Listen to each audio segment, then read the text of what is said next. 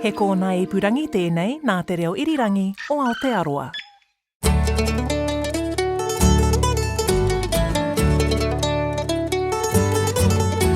No mai whakarongo mai ki te Aotai whenua. Welcome to Country Life. I'm Sally Round. Great to have your company. I'm Duncan Smith. Today, in celebration of Conservation Week, we meet some of the people on the ground working to save New Zealand's flora and fauna. I'll be taking you on a nighttime bushwalk and drop in on some backyard builders making traps for the neighbourhood. And we've found a beauty in our archives, a Canterbury farmer conserving his land through trees. We'll also whip around the country to find out about conditions on the land. But first, from tiny smell-of-an-oily-rag neighbourhood schemes to large countrywide corporate-funded ventures, New Zealand has hundreds, if not thousands, of conservation projects doing their bit to get rid of pests around Aotearoa. A few weeks back, I dropped in on some backyard builders at a garage in Te Horo, north of Wellington. And that's where I found John Draper and a small crew making traps for a predator-free zone from the beach to the hills.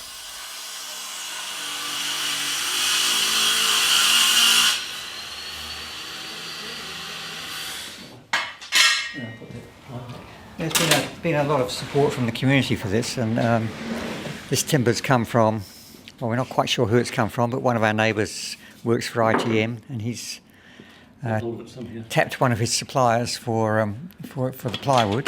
You'll have to take that off. Yeah. It's an idea that's been lurking around in my mind for quite some time, to try and make a predator-free zone from the beach to the hills, where there are less pests and we hope more birds. Bring back the native fauna to New Zealand, encouraging it to thrive. It's all been interested to have as old as me, isn't it, John? But we're all sort of backyard builders, or quite DIY and things like that. Wayne, for instance, actually built his house or did major renovations on his house, and people around here can turn their hands to a lot of things. Oh, yeah, okay, and you need yeah. 200 mil width inside. Yeah, rightio, yeah. Oh well. So if we're going, well, you'll get a better cut out of it with. And you've got on board too? Yes. Co-opted. Co-opted? Are you a builder by trade or? No. I worked in IT. Because I'm retired and I've got time. I've always been trapping as such, whether we're on the farm or up here or whatever. Yeah, we've always been trapping. And we're always catching rats around here anyway. I've never seen an opossum here, but mainly rats and stoats. I've seen stoat chasing a rabbit around my glass house one time. Okay. Yeah. Let's cut down into 3 strips. Yeah. And then we'll break them down as we go. Yeah, okay. Yeah, that's cool. All right.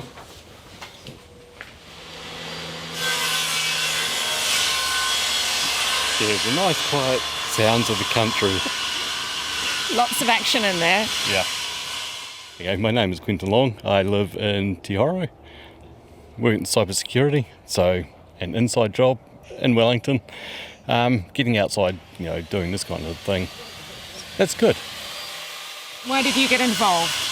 So pretty much it was drinks with John, as happens out in the country. It's just like, he had a good idea. It's like, oh, it's not stupid, we'll all get involved. So we've seen what's been going on down Miramar and Te Horo Beach. It just kind of made sense. So we've been trapping on our property for quite a while, and we can actually see the difference, between when we didn't do it and when we did. It's like there's quails, there's pheasants in good numbers now. When we first turned up, there was nothing. What do you bring to the team? So I do a lot of the IT side of stuff. So the interaction with the Traps New Zealand website, the online form for trap reports, some of the CNC stuff for the traps. So it's a CNC machine, so it's computerised cutting. So they need a techie like you. Well, it helps. Otherwise there's a lot of paper-based and emails going back and forward. Everybody has a skill. They do.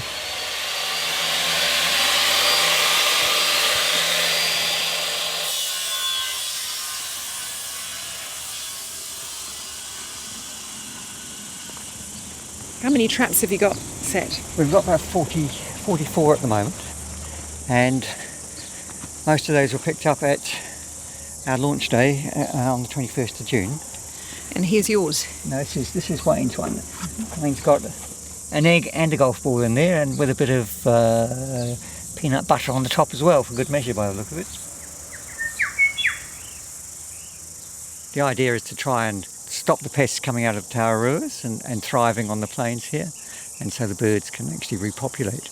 And it does happen quite quickly. It takes quite a bit to get something like this going, doesn't it? Tell us a little bit about the logistics. Well, you have to get your neighbours together and do something about it. That was the starting point, and then from that we've grown a little more. One of the teachers associated with the school runs the bush. The school's got its own bush, and they're already doing some trapping in there, but they'd like some more traps, so we're going to provide them with rat traps. That helps to get the message out amongst the children who are actually active in the bush and learning about what that bit of bush can do and what lives there. Obviously you need traps, and they cost money, don't they? So are these going to be sent out free to people, or yes, what? They are. Yes. Some groups ask for money for the traps. If we need more traps after we've got these ones out, we might seek donations from people who want them. But at the moment we think it's more important to get people trapping. How much does it cost to build a trap? Between $50 and $60. The most expensive piece is the trap mechanism in the middle.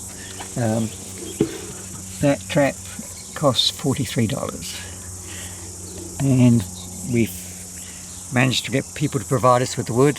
The netting's not that expensive, but a roll of netting's nearly $100, and that will make only 40 traps. So that's $4 worth of netting goes into each trap.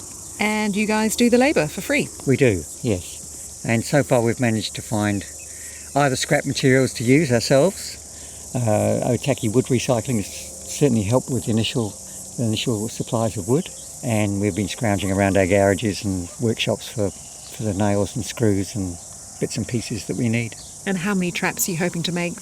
Well, we know we're going to be able to make over 100, and then we'll see how it's working, and if we need further traps on top of that, we'll look at ways of raising the funding to do that. We will be going back up into the valleys here. The farmer behind us is going to work with us to put traps on his land. And then Manoni North Road goes into the hills, and of course the Otaki Gorge Road goes into the hills as well. We'll get traps in there in time. So it'd be sort of like a bird highway? It will be, yes. And who's going about getting people to put the traps out, and who's trying to get people on board? Is that you? Well, it has been me mainly so far, yes. We dropped flyers throughout the village and in the wider area, and people came themselves to pick up the traps at our launch day. And so we've got them logged onto Trap New Zealand, and as they catch things, we'll enter those in there as well and just see how it goes. Is there a bit of education that needs to go on as well as to how to do it? Yes. Well, we're very fortunate in James Wilcox, who's the project director of Predator-Free Wellington, which is running the very successful Miramar Peninsula campaign and now spreading across Kilburnie and Newtown. He lives locally, so he came along on the day to give people some expert advice on how they should set up their traps and so forth. And how big an area are you hoping to cover? About 15 square kilometres, so it's a big area.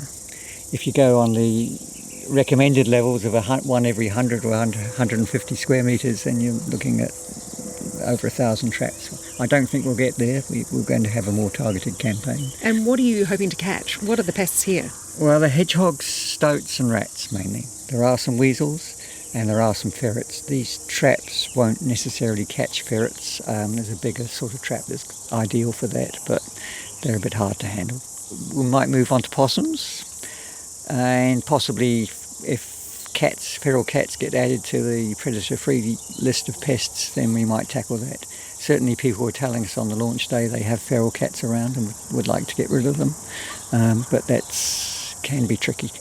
John Draper of Predator-Free Te Horo. You also heard from Wayne McCausland and Quentin Long.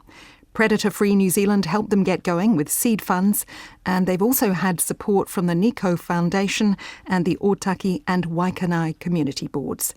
They hope to soon have 200 traps out there. Now, time for a look at conditions around the country.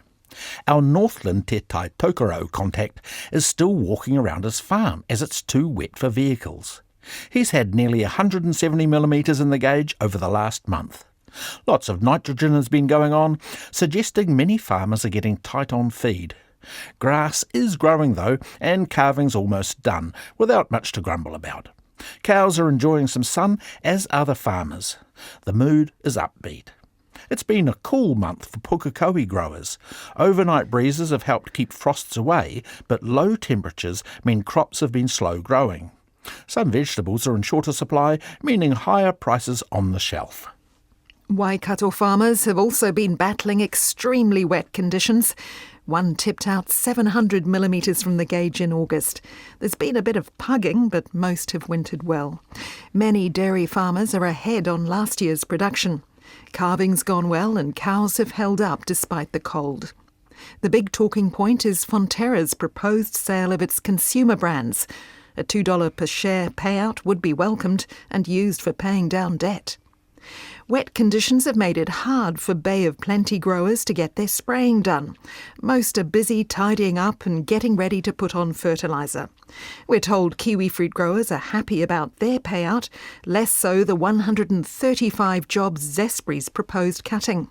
The avocado harvest started with a solid forecast and better weather. It's been a cold month in Taranaki, with huge amounts of snow on the Maunga. Soil temperatures were 15% lower than average, even lower than July, dropping feed levels by about 25%. Supplementary feed is in hot demand, but silage is hard to come by after the drought.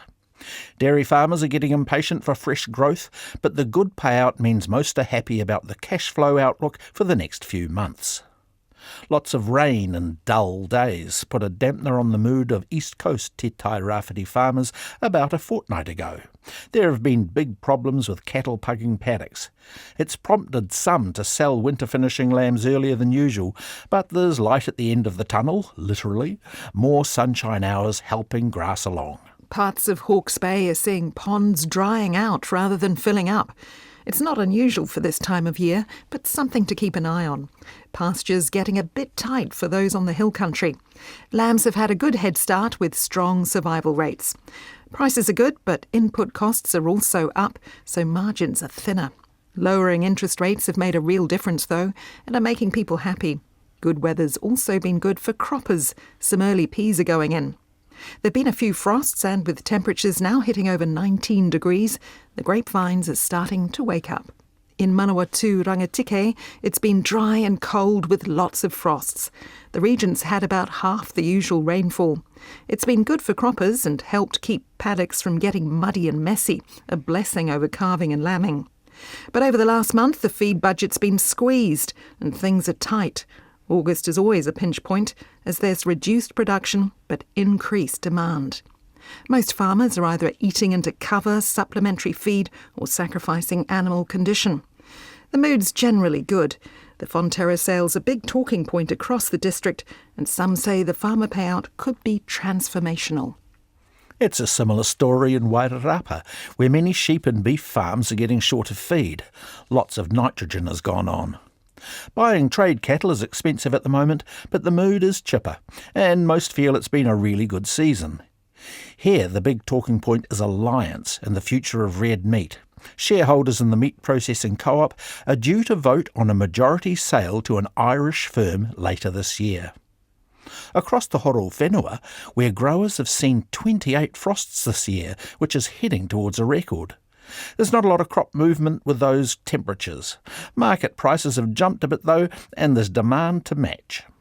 Across Cook Strait, Te Moana Orokawa to Tasman. Fine weather and help from volunteers have meant a huge amount of progress for a Tapawera deer, sheep and beef farmer, badly hit by the winter floods.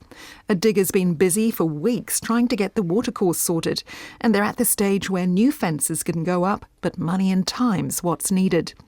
You have to keep the whole thing moving along, lambing and calving and flu to contend with too. She was having a break when we called. They just shifted cattle and were about to start putting tick tags on the velveting stags, insecticide to keep the pests at bay. Pruning's done and dusted in Marlborough's vineyards. The early Chardonnay and Pinot Noir buds are beginning to swell, and it won't be long before the first leaves appear. A sheep and beef farmer near Blenheim says lambing's kicking in on the hill country property, while on the lower farms it's already well underway.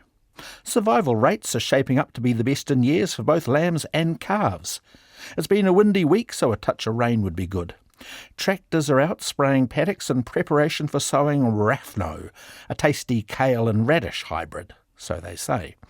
Soil temperatures are sitting at just 6 degrees, so pasture growth's still sluggish. A cold, wet and blustery week marked the start of whitebaiting season on the west coast. It's just normal early spring weather, a Lake Brunner dairy farmer told us.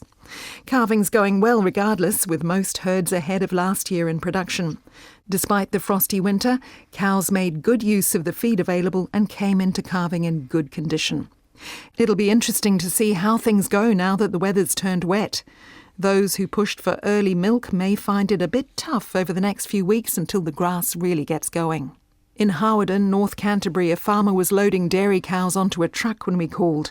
They were heading back to the dairy farm after 3 months of winter grazing on his property. The sun's been shining and lambing's in full swing. A short, sharp, cold snap at the start of lambing tested the flock, but the ewes were smart enough to find shelter. A bit more moisture would be welcome to top up the soil, but otherwise meat prices are strong and there's no shortage of feed, so not much to complain about at the moment. It's been very dry in central Otago, according to a Lammermoor farmer. But with merinos and half-breds on the board this week, she's hoping the rain holds off a little longer. Tractors are busy turning over winter crops ready for barley, while a wheat and rye hybrid is already in the ground. Beef cattle are grazing away on the hills, and lambing's not due to get underway until October. An Edendale dairy farmer in Murihiku, Southland, is about 2/3 of the way through calving.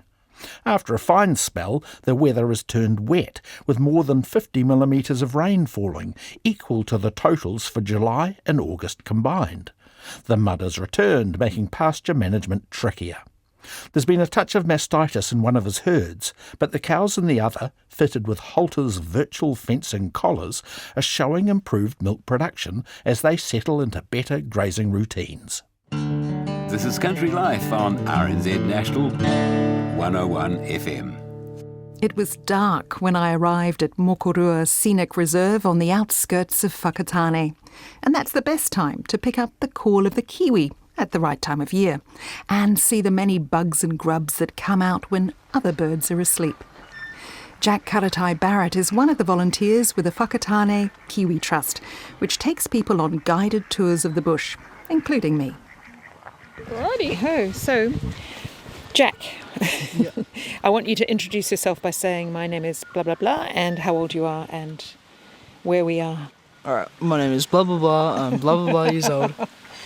I'm Jack Karatai Barrett, I'm 15 years old, I'm from Whakatane High School and I'm a volunteer for the Whakatane Kiwi Trust. We are at the Mokorua Walk, or the Bird Walk. We are about to set off and go down to the bridge and check out a bunch of stuff along the way. Yeah. What are we hoping to see? Hoping to see some weta, definitely. That would be pretty cool, some big weta. And in a perfect world we would see kiwi, but it's not very easy to say that they'll be there. See how we go, eh? Yep. It used to be kiwi night walks, and people got the impression they would see kiwi.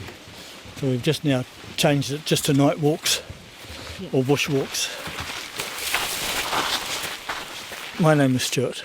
I've known Jack for years, and Jack writes interesting articles to the Beacon. And I thought, I'll ask his mum if he can write an article for Kiwi Trust. So that's how he first got involved. He said he wanted to come every time, so he's been coming as much as he can. How is it having a young person involved? Good, because when I get too old, there's someone to take over. Yeah, I'm the apprentice. I just keep everyone going along in the track and I just help with things that are happening as we go, really. Because you hear so much and you see so much. It's really good track. It's a big thing with people who are wanting to get out and try be in the bush for the first time. Do you get many overseas tourists? Yeah, we do. We had a group of Chinese people, I think around 30 of them came last week, and we took them all up through here. And did you hear any Kiwi? Oh, we did not, but I did manage to find a weta that was the size of my hand. When we put him back down onto the ground, he started chasing me back. With that type of weta, they will jump and they will follow you, so they can jump, I think about 2 metres when they're the biggest, Stuart. Do you have a set spiel that you give people? I go with the flow. Like, Stuart knows all the stuff, really, so he's talking about something, I can add little bits. If I see something that's not been mentioned by other people there, then I'll add bits about it. Yeah, I just talk about what I see. Every single time I come on this, I always learn new things. I'd say it's impossible to know everything about the bush. There's always new things happening.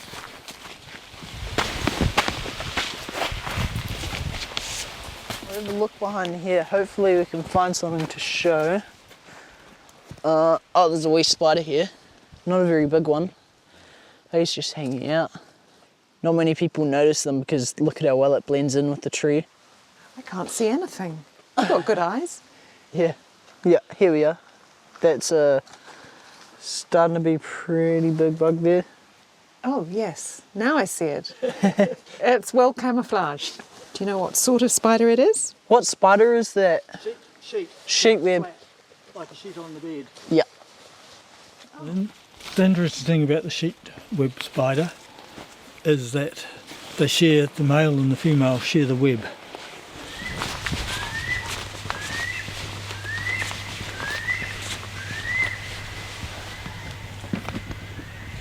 I've always been in the bush. Yeah, the bush has like just been always a part of my life. I've been tramping, hunting, fishing, doing everything in the Ngāhere for pretty much forever. Yeah, it's great. I just love being out here. Some people might think it's spooky. Nah, the only spooky thing's a pig you see if it's real dark. And we'll walk up here because we have a very big chance of seeing something cool. There's a couple trees over here which host some of the biggest bugs I've seen in my life. Anything, Stuart? No, but then I didn't see the one you found the other day. Yeah. That one was so big that he blended in perfect though. I find if you constantly adjust your eyes focus. There's a small weta. Oh yeah. If you constantly unfocus and refocus your eyes, then you just see something.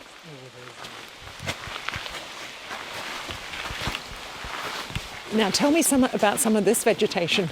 Yeah, so the kawakawa here, I recommend for anyone who wants to try it, definitely find the one that's got the most holes in it, because that's the one that the caterpillars have found and they're like, oh yeah, it's a good one. And the ones with the holes are usually a lot sweeter rather than the ones with less holes or no holes, which are quite peppery tasting. I think if you rub it on your teeth you can numb them.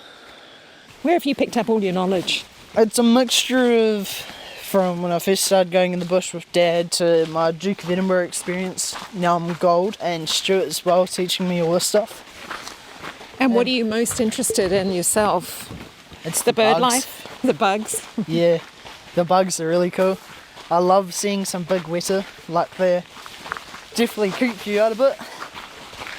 Good fun getting to see one that's like the size of your hand, for example, see it like jump out at you. Yeah. What's the wildest experience you've had on the track?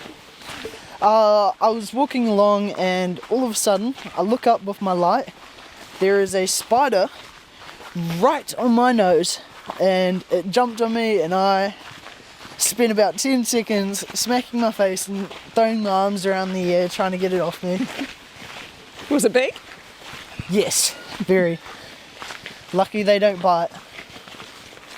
And where are we likely to hear or see a kiwi? I'd say in here you have a pretty good chance of it. We'll bring you down to the bridge, because right next to the bridge there's a little machine that you can use that you wind up and you press a button, and winding it up gives it the power for it to give a male North Island kiwi call and a female North Island kiwi call. So you can see we'll go. Te Horo from the Whakatane Human Trust. Whilst continuing to turn the handle, push the silver button to... This is the call of the male North Island brown kiwi.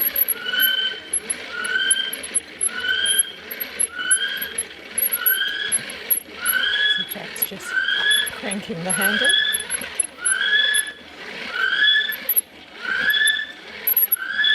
So if you don't get a chance to hear it in the wild, this is where you come. This is the call of the female North Island brown kiwi.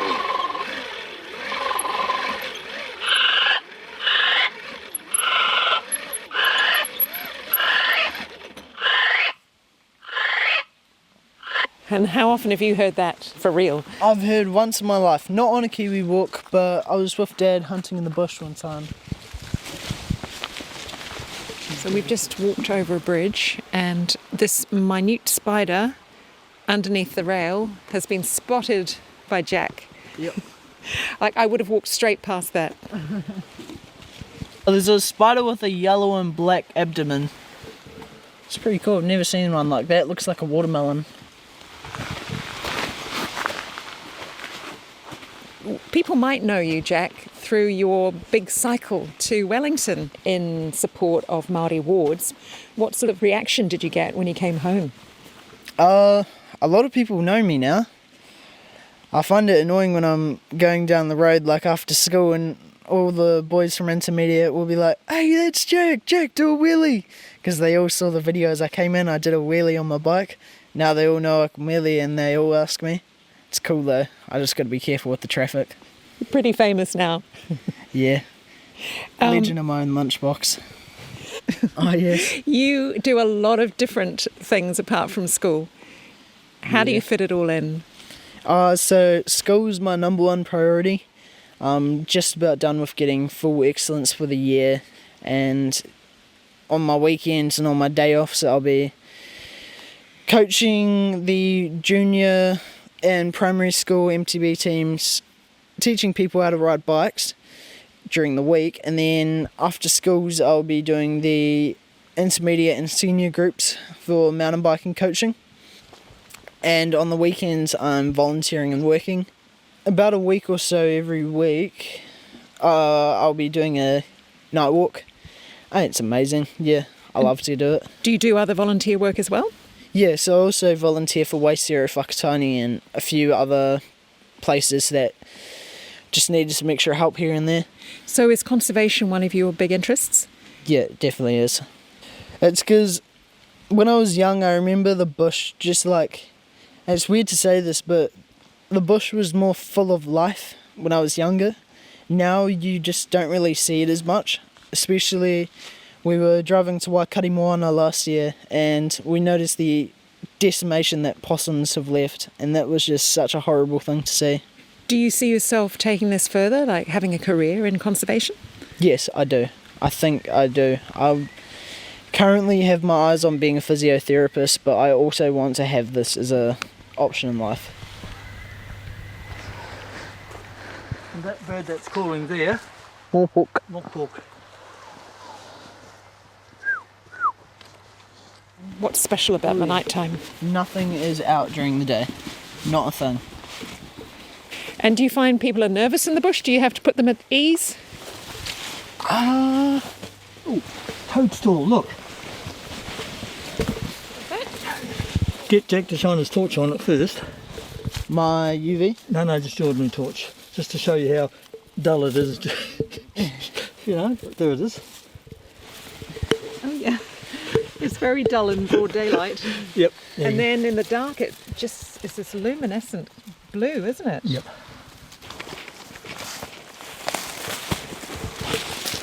So if you come up this way, Just under here, you can see the glowworms. There they are. Yep. They're just dripping out of the bank there. Not quite dripping, it's the wrong word. They're just suspended, or no, they're crawling along? No, along the top of that is the glowworm.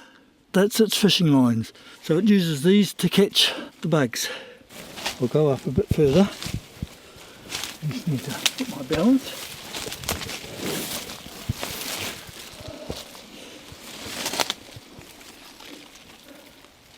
Oh yes, it's gone blue in the light. Yeah. What sort of spider is that? Harvestman. Feeding time at night, I guess. Yeah, they come out at night because there's no birds around.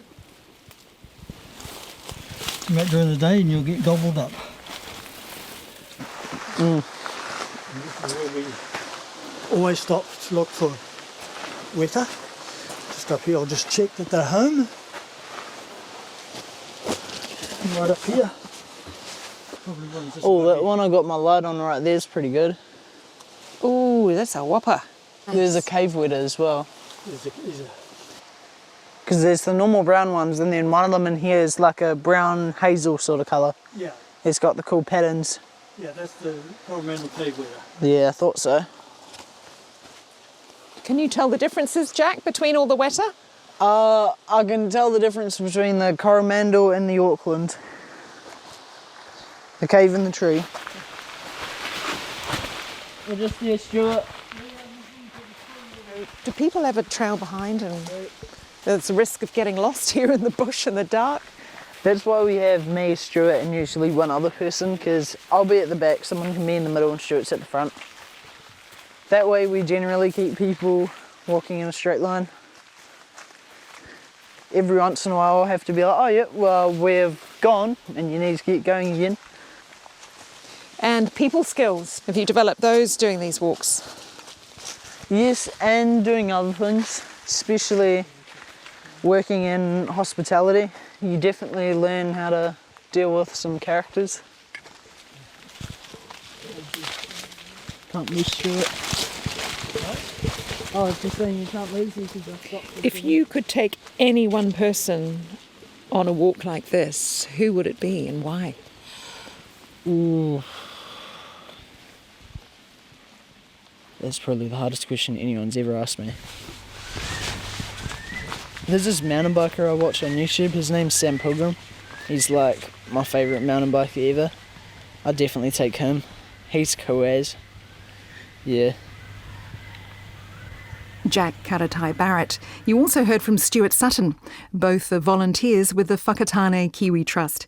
To be fair, it wasn't really the time of year to hear kiwi. The best time is mating season from April to June. Kia ora, I am Alison Bentley here at Tikateri Farm in Rotorua. I'm amongst my hazelnut trees here. You're listening to Country Life on RNZ National. Now to a story from our archives, and we're heading to Punawai, a sheep and beef property in North Canterbury, where Chris Balderston, in September last year, was in the throes of rewilding parts of his farm. Chris had enlisted Jamie McFadden and the team from Huranui natives in Cheviot to do several restoration plantings on steep hill country. A couple of the blocks had already gone into QE2 covenants, and it was the largest reintroduction of totara, matai and kahikatea that Jamie had ever done. Chris and Jamie are with Cosmo Kentish Barnes in the farmyard at Punawai. We've got 540 odd hectares, and it's the first lump of land in my 53 years of farming on my own account that I now own outright.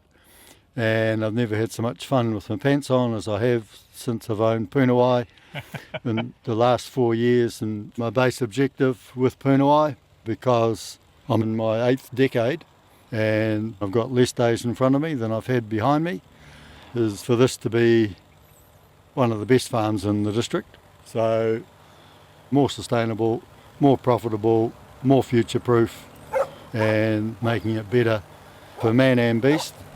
And Chris, Jamie and his planting team have been regular visitors here at Punawai. I think I'm probably Jamie's most favourite most profitable, biggest turnover customer, and I'm super happy about that. And he's laughing away, so I don't think he's sad about it.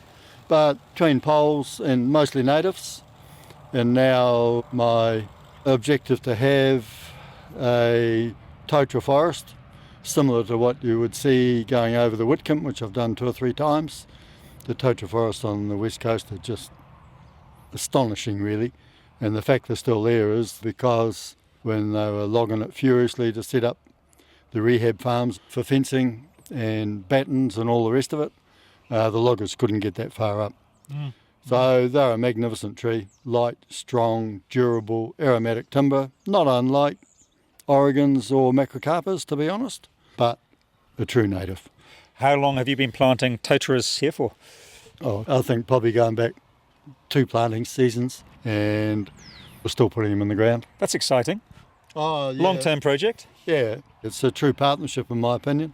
Jamie's local, he's got an awesome team, and while I don't actually do the planting, I pay the bills and organise the fencing. Yes, and so did you get any funding for this from Environment Canterbury? Yep, I got some money out of ECAN for exclusion fencing. Because fencing is expensive, isn't it? Oh, eye-watering, yeah. So basically I've done a lot of preserving and protecting, and all of my native areas are named for people that are involved, and that helps with identification. If talking to Jamie about something that needs doing, I just say, oh well, in Hannah's, because Hannah's got her own wee block just up the track here. And Hannah works for Jamie? Yep. Quite a few of our crew, well, we've got, 7 or 8 blocks named after members of our crew, and Linda and myself, yeah. And Sophie and Tony and Chappie and... Andrea and Flora. Wee Sophie down there, I've only ever seen her twice. Got a wee native area down here on a main access way for the farm. And fair go, I thought she was going to give me a hug and a kiss when she saw that. It's got a wee creek running through it, and I'm a fisher person, and I live just over there, and this is just so wonderful. And one's named after Miles. He said, we don't usually do that. And I said, well, a bit of a contrarian Miles, this is what we're going to do. But he loves the Canterbury grey scrublands and the rocky outcrops in the Lowry Hills range, which is range of hills that Punawai is located on. Quite nice to honour all those hard-working people. Yeah, it's a team effort. Yeah. I mean, I've got blocks named after the guys that have done the exotic stuff as well. Stu and Lewis are due here next week, and Pedro is a wee expat Chilean. And Jamie, has it been a challenge putting plants into the ground on this rugged hill country farm? Yeah, when I say to the staff that we're going to Baldy's farm, the eyes roll because it is steep, and I mean some of the sites we do wear crampons. It is challenging country. When we've done a couple of days on this hill country here, we know we've had a workout. Some of the sites here are some of the more challenging just because of the steepness. But it sounds like you've made some solid progress. Yeah, we have spent a fair few weeks here, and we've probably up to several thousand native plants. And in terms of totara, I'm guessing we're somewhere around 600-700 now that we've put in. And we've also planted matai and kahikatea, some of the other native podocarps that were local to this area. So this is transforming the landscape on the farm?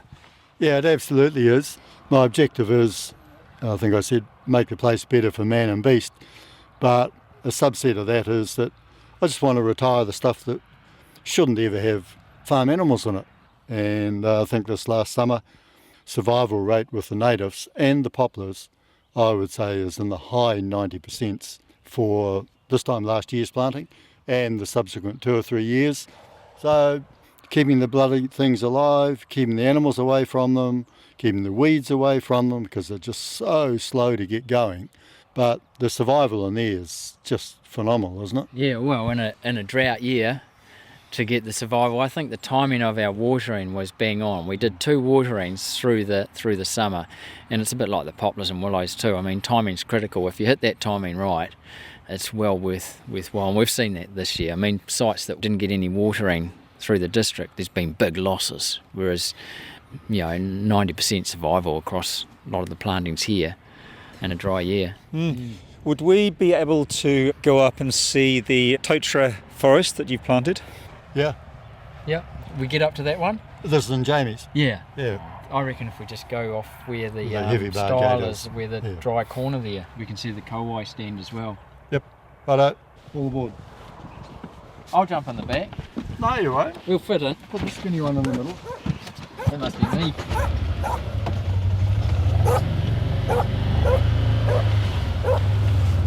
Now we are heading up the hill and Chris is side by side. And Chris, you've got quite a few poplar poles planted here. Yeah, well, Jamie's the master of that, obviously, and I sort of wave a hand and say, well, what about this area? Yeah. And so Jamie goes around, marks out where they're going to go, and then the team comes in and drags them to the site, plants them, puts a sleeve around them, and then we have to do our bit by keeping cattle away from them for at least 3 years, because they rub on the bloody things and bust the roots off and then they die. Some of them are at least 4 metres tall. Yep, 4 or 5 metres, the tallest ones. Growing well. Yep. There's actually a group up here. When I planted these 4 here, Baldy, I scratched my head and I thought, will these survive? These 4 here? Because it's probably one of the hardest sites, this little bit just here. But we've got 3 out of the 4 going. And that one may even still be alive, but yeah, that one might be still alive. Jeez, this is a steep gully here. It must have been a mission getting these poles in. Well, all right, dragging them to the site, but trying to get them in the ground is a big challenge. Yep. But this is the sort of country we're working on, the crew are on in the Blythe Valley, which is straight over the hill there. This is the sort of country they're on today. Steep like this. Hard yakka. Yeah.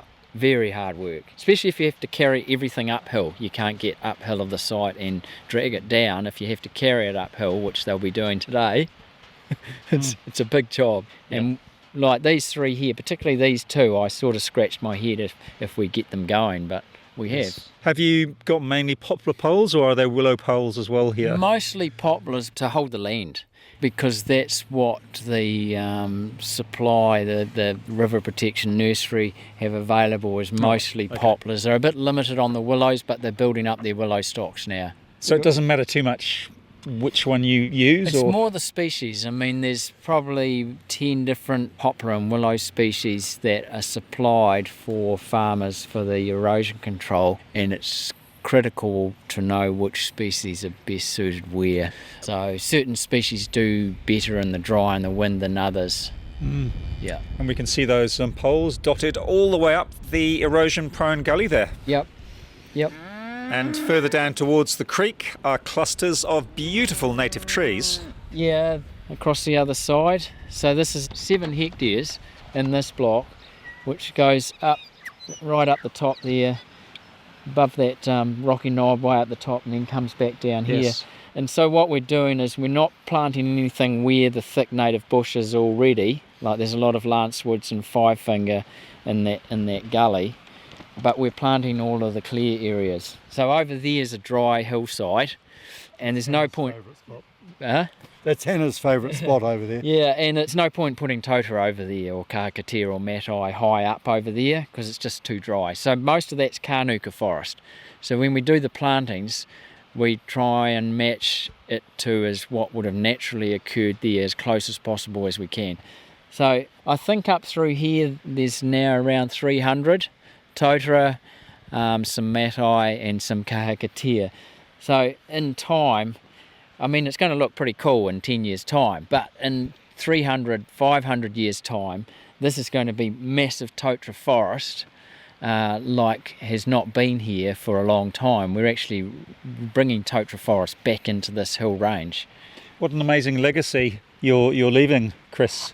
I think a couple of old adages are quite right, aren't they? That young men cut trees down, old men plant them. So I'm an old man now, and not claiming to be wise, but it's a wise man that plants a tree that he knows he'll never get to sit under. And as I've already said, been farming on my own account, mostly dairy, for 52 years and cut down my fair share of trees over the years. So now is my time to, leave this place better than we found it. It's the mission. Well, you're not wasting any time. It's happening. Yeah, well, I've never been known for my patience, and got way less days in front of me than I've had. So, I need to be cracking on with it and not having a year off planting until such time as I fall off my perch. So that's good. Jamie knows he's got certainty of work here. As I've talked to him, I said, God, you're bloody slow with your bloody accounts, Jamie. I said, have you actually thought about from when you go and gather the seed and get it to strike, and then you plant it out and you put it in pots, and then you wait for a bit more years, days, and then you sell it to me, and then you put it in the ground? It's a lot of work. The time lag is dreadful. Cop yourself on, man, and send your bloody accounts out sooner. So he didn't take any notice of me, but I understand the supply chain in doing that. And I know he gathers seed like tussock seeds from the top of Danzy's Pass, because I've got some of them in and around my house. You must have a extensive seed collection at the nursery. Well, I've got a lot of sites that I collect seed from the mountains to the sea. So we collect seed from Lake Station, which is way up Lake Sumner, and we collect seed along the coast and anywhere in between. But I guess we're lucky in that we've got access to so many different farms where we can collect seed, and farmers are more than happy for us to collect seed. And also talking about seed source, Jamie does a species list, which is about 6 foolscap pages just for this gully, all big long words that I can't even pronounce, let alone remember or say.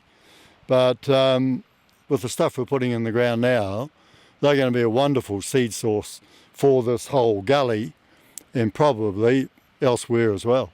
This is certainly going to attract a lot of native bird species. I reckon, and I'm not a birdie-wordy person, but I reckon the bird life has improved dramatically since I've been doing this sort of stuff around here. Surprising the kingfishers up here. Yeah. They love these gullies up on Punawai, and we hear them when we're working up here, up in this native bush. I mean, they're usually a stream or river bird, but they love these gullies. There's bush, there's food, yeah. A mate of mine I ride push bikes with, Colin Crabb, and he says, I hear that bellbird, and I said, there's no bellbirds around here. And he says there is, so I don't know, but we've definitely got a lot of tui around the place. Tui? Yeah. No, it'll be bellbird. Bellbird, is it? Yeah, he's right. The bellbirds are what's prolific around here. Are they? Yeah, oh, wrong way around. There won't be many tui, but they may come back one day. They're out along the coast. But this is, I mean, you can see the Kānuka down there. It's surprising how quick time goes by and stuff starts to show up. Like the growth rate on these Kānuka and across there, and even these shrubs here. I was just looking at these before. Man, they've grown. Oh, unbelievable. For a dry, hungry, sunny face. I mean, you look at the growth rate on the plants there. What kind of shrubs are they? They're a yellow shrub daisy, these ones here. They have yellow flowers in the spring, but they naturally grow on the steeper banks of the Huranui River. So these are all plants that are natural. I mean, there's Kānuka, there's Coprosmus, prostrate kowhai, there's Carokia, there's all sorts, cabbage trees. Yeah. And Chris, the 7-hectare Kiritu covenant we're looking at is called Jamie's. Yeah, he's famous. Jamie's Covenant, and it has a new fence around it. Yeah, this is what we call regen fencing here. It's all steel. No wood in it anywhere. Up there, around there, down through the gully. And Jamie and I refer to a couple of big old kowhais in there as the grandfather and grandmother tree. The two that are really standing out there now, and I reckon they're looking amazingly different and better, because the Malumbekkia, I think it is, vine that's smothering the damn things, Jamie and Grant, wasn't it? Chappie and Tony. Oh yeah, had a couple of days in there cutting that stuff off, and I reckon it's just gone. Oh, thank goodness. It can breathe. Yeah, and it's a dreadful climbing bloody nuisance of a thing that if we're not careful will smother this whole bloody gully. Which you don't want, as you've planted lots of totara. Yeah, the totara are all up through there, and straight opposite us there's quite a few totara. Is that where we can see the guards? Yeah, those biodegradable guards are a great investment.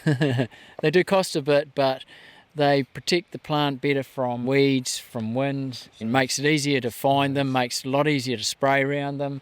But in the wetter bits down the bottom, like right down in the corner there's a kahikatea. So any of the wetter spots I've put in kahikatea as well. But mostly totara up through there. A lot of those are totara. We've had several iterations over the years about how to protect the native plants we're putting in. I think we've pretty well got it right now, is that we use a wall mat underneath and the biodegradable guards and then the 2 stakes in them, and they seem like they're going to be good for 3 or maybe even 4 years, in which case the natives will be fine by then. And pest control. So there was lots of goats here, quite a few deer and a few pigs, but in our spare time we've got rid of the goats for now. Yeah, and we've pretty well got the deer sorted. I mean, they could come into here 2 or 3 years' time, all the natives are up getting away, and they can just destroy these natives quite quickly. After all that hard work. Yeah, keeping on top of the deer's number 1, goats be number 2. Oh, what's the plant? To deer, it's just like ice cream. Broadleaf. Yeah. But even things like totara, the stags love to rake their antlers up and down the totara, young totara. Which can kill a tree. Oh yeah, no, they can do a lot of damage. Well, it's a huge project that you've undertaken here, and it looks like it's pretty much planted out now, most of this gully. I don't know what Jamie's plans are, but I don't think there's not much room for any infilling anywhere here. Well, we've had such a good result. We've got good coverage here now, and there's a couple of other big blocks like this over the other side as well. 5 hectares, Tony's and Andrea's. There's quite a lot of totara over there that we've put in. Yeah. Cosmo Kentish Barnes talking to Chris Balderston at his 540 hectare farm, Punawai, in North Canterbury. He was also talking to Jamie McFadden, and that story was first broadcast in September 2024. Well, that's it for this episode of Country Life. You can find out more about the stories you've heard by checking out our show notes, and do keep sending in your feedback to country@rnz.co.nz. And we'd hate for you to miss an episode of Country Life, so make sure you click follow on your app.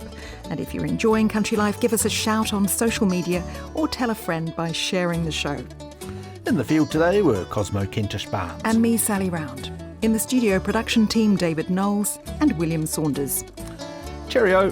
Ka kite.